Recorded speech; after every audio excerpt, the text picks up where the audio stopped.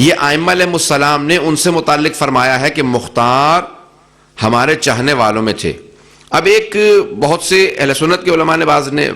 یہ لکھ دی ہے کہ انہوں نے نبوت کا دعویٰ کر دیا تھا, اور نبوت کا دعویٰ انہوں نے کیوں کیا؟ انہوں نے کہا یہ اشعار جو ہیں ان کے انہوں نے پڑھے ہیں, اور یہ اشعار دلیل ہیں کہ وہ اس قسم کے اشعار کہتے تھے, اور اس کا مطلب ہے کہ وہ نبوت کو الفاظ سے ثابت نہیں ہے کیونکہ اس قسم کے اشعار کہتے تھے. اور خود زرکلی نے جو اہل سنت کے علماء میں سے, انہوں نے کہا کہ یہ جتنے بھی اشعار ان سے منسوب کیے گئے ہیں 16 یا 17 بیت ہیں, کہا یہ جتنے بھی ہیں اشعار یہ سارے کے سارے قصہ پردازوں نے اپنے پاس سے لکھے ہیں, جناب مختار سے ایک بھی شعر کا صادر ہونا ثابت نہیں ہے. زرکلی ہمارے علماء میں نہیں ہے, اہل سنت کے علماء میں ہے, جو علوم قرآن کے بھی ماہر ہیں, علم حدیث کے ماہر ہیں. دونوں طرح سے انہوں نے دلیلیں دی ہیں کہ یہ جتنے بھی اشعار کی نسبت دی گئی ہے ہمارے مرحومات الخوئی نے اور دوسرے بزرگ علماء نے ثابت کیا کہ یہ اشعار جناب مختار کے نہیں ہیں, اور یہ قصہ پردازوں نے بعد میں تقریباً جناب مختار کے انتقال کے 100 سال بعد, ان کی شہادت کے 100 سال بعد ان سے منسوب کر کے خود گھڑ کے ان کے نام سے لکھے ہیں. ائمہ علیہ السلام نے یہاں تک کہ اگر کسی سے یہ شائبہ ہوتا تھا, یہ شبہہ بھی ذہن میں آتا تھا کہ یہ بدعقیدہ ہے, تو ائمہ علیہ السلام اسے قبول نہیں کرتے تھے, اور چہ جائی کہ نبوت کا دعویٰ کرنے والا. عزیزان گرامی, پیغمبر کے بعد ایک آدمی نے نبوت کا دعویٰ کیا تو ائمہ علیہ السلام نے کہا کہ دیکھو پیغمبر اسلام معجزات دکھاتے تھے, اس سے کہو کہ بھئی تو بھی معجزات دکھا تاکہ پتہ تو چلے تو نبی ہے یا نہیں ہے. جب اس کے پاس گئے تو پوچھا کہ بھئی تو معجزہ دکھا, اس نے کہا بھئی کیا پیغمبر معجزہ دکھاتے تھے؟ کہا رسول خدا نابینا کو ہاتھ لگاتے تھے بینائی آ جاتی تھی,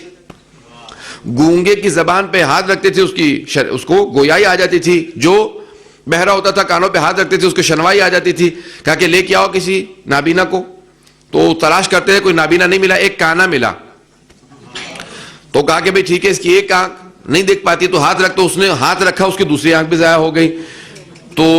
اب بہرحال بھی اس پہ یہ بحث نہ کیجیے گا کہ بھئی اس کو بیچارے کا کیا قصور تھا. عزیزان گرامی, جو باطل سے معجزے کی توقع رکھے, جو باطل سے کسی فاسق سے غیر نبی ہونے کی وجہ سے نبوت کا دعویٰ کر دے, اس کے باوجود بھی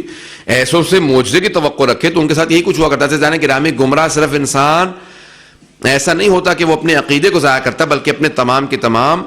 عقائد کے ساتھ ساتھ اعمال کو ضائع کر دیتا ہے. عزیزان گرامی, اب آئیے ذرا میں اس مرحلے کے اندر داخل ہونا چاہتا ہوں جو جناب مختار سے متعلق میں پیش کرنا چاہتا تھا کہ کون ہے جناب مختار جن کے متعلق ائمہ علیہ السلام نے کیسے کیسے الفاظ استعمال کیے, ان کی مدح میں مذمت نہیں. آئیں ذرا 5ویں امام کے دعا کا جملہ ہے. مولا فرماتے ہیں کہ خدا رحمت نازل کرے مختار پہ کہ جب اللہ نے اس کو عطا کیا, جب وہ حکومت میں آیا, 17.5 مہینے حکومت میں رہے, 17.5 مہینے, 1.5 سال پورے نہیں ہوئے,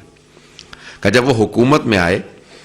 تو انہوں نے اپنی دولت کو اہل بیت سے دور نہیں رکھا, بلکہ جو چاہتے تھے قربان کرتے تھے اہل بیت میں, اور ان کے چاہنے والوں پہ قربان کرتے تھے. اور پھر ائمہ علیہ السلام نے ان سے متعلق امام نے تفصیل سے کہا کہ یہاں تک کہ جب کب کہا یہ, جب جناب مختار کا بیٹا امام باقر علیہ السلام کی خدمت میں ملنے کے لیے آیا, اور امام نے سر پہ ہاتھ رکھے پیار کیا, اور امام نے کہا کہ تمہارے بابا وہ ہیں کہ جو کئی ہمارے خاندان میں جو مہر ادا کیے گئے ہیں وہ تمہارے بابا نے بھیجے تھے. جو بعد کا شادی ہوتی تھی بچوں, کہا کہ بچوں کی شادیاں ہوتی تھی تو ان کے مہر جو ہیں ادا کیے گئے جناب مختار کے دیے ہوئے پیسوں سے. ائمہ علیہ السلام غصبی 1 درہم قبول نہیں کرتے, جب تک پیسہ پاک نہ ہو ائمہ قبول نہیں فرماتے. عزیزان گرامی, اگر کوئی اپنے بچے کا مہر ادا کر رہا ہو ان پیسوں سے, تو امیر یعنی 5 امام صاحب کا یہ جملہ بہت بڑا جملہ ہے. میں آج جب پڑھ رہا تھا ساری دلیلیں دیکھ رہا تھا, بہت سے بحثیں پڑھی, ہر بحث پیش کرنے والی نہیں, ممبر پہ مختصر سے میں نے آپ کو جتنا خلاصہ کر کے پیش کر سکتا تھا عزیزان گرامی میں نے خلاصہ کر کے بحثوں کو پیش کیا. عزیزان گرامی, جناب مختار سے متعلق ائمہ علیہ السلام نے بے انتہا ان کی مدح کی.